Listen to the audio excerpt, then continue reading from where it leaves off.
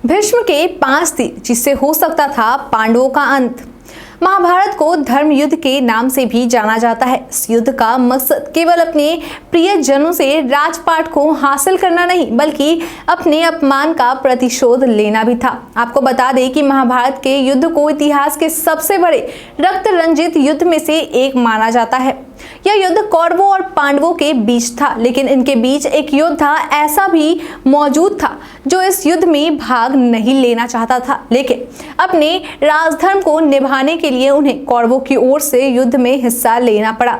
वो योद्धा और कोई नहीं बल्कि भीष्म पितामह थे, जिन्हें इच्छा मृत्यु की भी वरदान प्राप्त थी। बता दें कि भीष्म पितामह के कौरवों की ओर से युद्ध करने के बावजूद भी कौरवों के सबसे बड़े भाई दुर्योधन को ऐसा लगता था कि भीष्म पितामह कभी भी पांडवों को नुकसान नहीं पहुंचाना चाहते हैं। इसी सोच में डूबा दुर्योधन भीष्म पितामह के पास पहुंचा और उनसे कहा कि आप पांडवों को नहीं मारना चाहते, इसलिए आप अपने सबसे शक्तिशाली हथियार का इस्तेमाल युद्ध में उनके विरुद्ध में नहीं कर रहे हैं।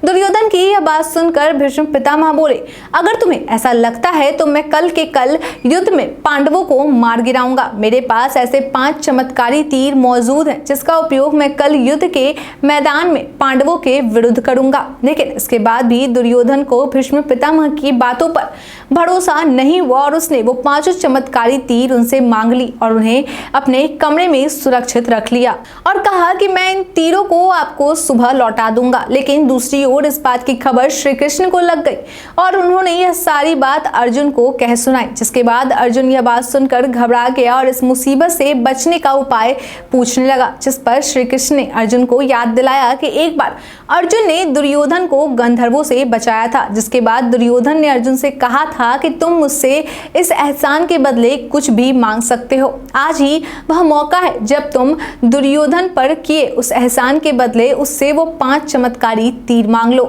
अर्जुन को श्री कृष्ण की बात सही लगी और वह तुरंत दुर्योधन के पास पहुंच गया।